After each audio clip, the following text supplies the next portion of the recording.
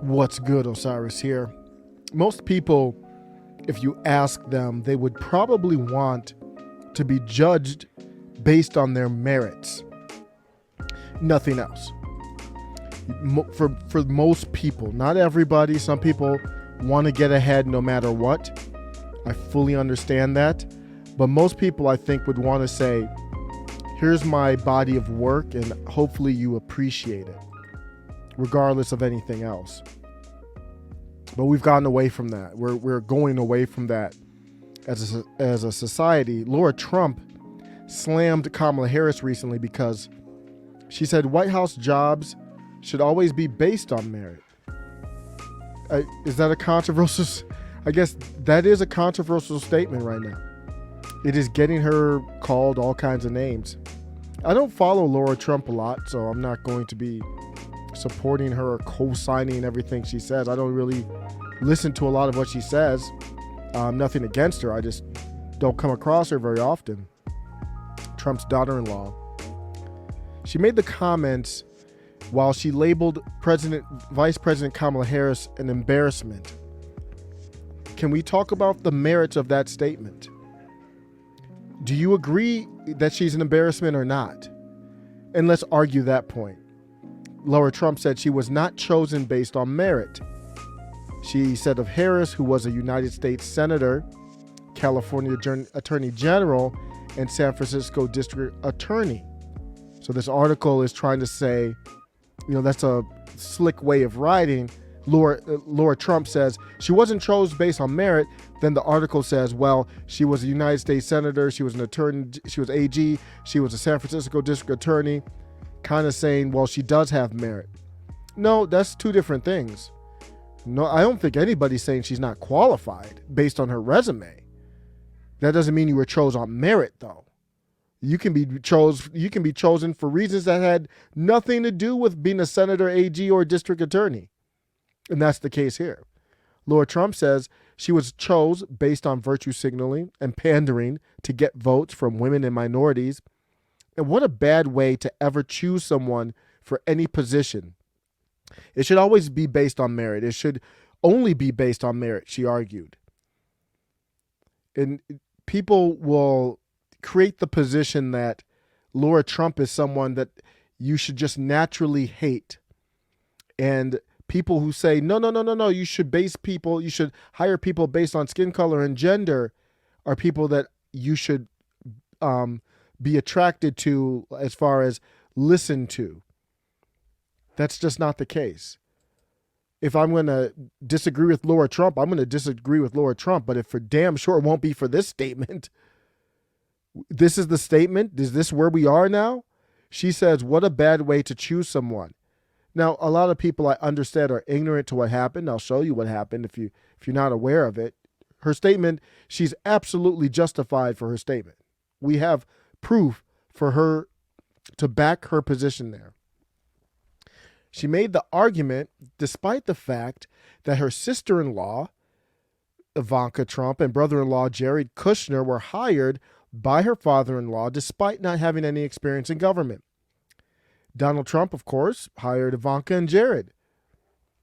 And they're saying, hey, you're a hypocrite here. And I think that's a fair point. I will make my case for why I look at it differently with Trump hiring family. Because when Trump came into office and I saw this, I was still blue-pilled.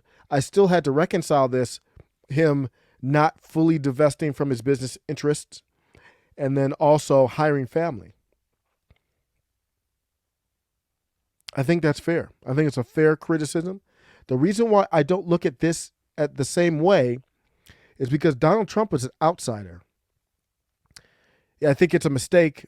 Ultimately, looking back at it, and I've got some real problems with Jared Kushner. And I'm still fleshing that thought out, so I'm not going to get too much into it now. But I've never liked them. Their ideology doesn't match mine. And Trump was the one who was tied into the will of the people, not Ivanka and Jared. So they're different. But the reason why I will give Trump slack on it, but I don't think I'm going to be accepting it in 2024, which we'll see. So it's very likely I'm not voting for Trump, even though I don't hate Trump supporters. It's very likely I won't be voting for Trump, in part because of this. But Trump was an outsider. He couldn't trust anyone. So if you hire outsider wins the general election, gets into the White House, and everyone on both parties are trying to stab him in the back figuratively, then I understand. I would want family by me too. Who wouldn't? So that you're not providing the context. It's a fair point, but without the context. Yeah, you know what? When they went ahead and got Kamala Harris, it wasn't on some old family tip. It wasn't on some old trust tip. It was on some old, more than 100 black men urge Biden to pick black woman as his VP. This was a letter co-signed by Sean Diddy Combs and Charlemagne the God and Ben Crump, and it's like a bootlicking all-stars signed this list, urging him to pick a black woman as his vice president, writing, failing to select a black woman in 2020 means you will lose the election. It was a very harshly written letter. More power to them, but you can't come back now and say, Lara Trump, you're a racist, or Lara Trump, how could you say they didn't hire her on merit? Well, they didn't. You wrote a letter saying that you had to pick a black woman as VP. You can't do that and then at the same time argue she was picked on her merit. There was a letter written by, co-signed by 200 black women, including Stacey Abrams and others. More than 200 black women urge Biden to pick black woman as running mate. And Stacey Abrams was one of the choices. She didn't sign the letter. It was a whole bunch of like lawyers and the women, the black women bootlickers. So the 100 were the black men bootlickers, and this was the 200, the woman bootlickers signing this letter. The letter signed by black women working in both the public and private sectors They listed these candidates that he had to choose from. Like, these are the black women. They're black and they're women, and these who we want you to choose from. There's no ideology here. It's like everyone from Susan Rice to Stacey Abrams. The letter reads, "We urge you to seize this historic opportunity to choose a black woman running mate who will fight for the issues that matter most to the American people and help deliver a decisive victory and a successful Biden presidency." Was it really about a successful presidency? Because we all know, those who follow this stuff closely, and I follow it, but there's people who follow it way closer than I do. It was well known that neither Jill nor Joe wanted to pick her. Jill Biden reportedly, allegedly, not by me, but other people, said, "Go F yourself," slamming Kamala Harris for attacking Joe Biden on race. They purport themselves to be these great race activists until that race card is played against them, and then it's go F yourself.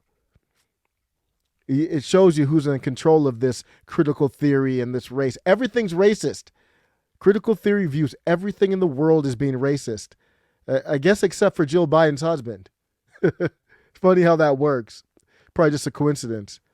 Jill Biden slams Kamala Harris in book. Didn't want her to be VP. There are millions of people in the United States. She's like, there's people outside begging for change. Why do we have to choose her? She's like, we could just clean them up. She's like, there's millions of people out there. Why do we have to choose the one who attacked Joe? Allegedly, by another book. A lot of allegations flying around. The book also highlights Biden's own reservations to select Harris. So not only did the wife not like her or want her, Joe had issues. Joe basically went to the knee pad card. That's not me. He didn't say knee pads, but this is the same thing. Noting her past romantic relationship with Willie Brown. Joe, allegedly Joe brought this up as the kind of thing that should be off limits. So what y'all did was set her up for failure. The people that you put her in cahoots with didn't even like her. She ran a failed primary campaign, so she might be qualified, but she wasn't prepared. She wasn't picked on her merits. She wasn't liked by anybody in the administration. So when the border was like, you know what, we want the border open. This is me alleging that the Bidens and whoever's behind Joe Biden wanted the border open. And then everybody's looking at the border like, why is the border open? That's why Joe Biden said, you know what, Kamala, that's your new project. To be the head of the thing that we want to happen that nobody likes and really is a destruction of our country and definitely impeachable. Why don't you go help us on that one, Kamala? That was the first assignment they gave her. Y'all set her up. Why are you worried about Lara Trump? Same thing he did with Ketanji Brown Jackson. Why didn't Joe Biden say, I'm going to look for the best VP? I'm not a black woman. I'm picking somebody based on merit. And he still could have picked Kamala Harris, but you know what? It probably wouldn't have worked out if he said, I'm going to pick the best person based on merit and then came back with Kamala Harris. It probably wouldn't work out. It's funny, if Kamala Harris was white, she would be probably treated no different than Amy Klobuchar. Just persona non grata. Like, you put too many black men and women to jail as a prosecutor in California. We can't mess with you. Well, your skin colors, it's not, it's lighter than mine. Some people don't even consider her black, but she's an alpha. I guess she'll count. Take care.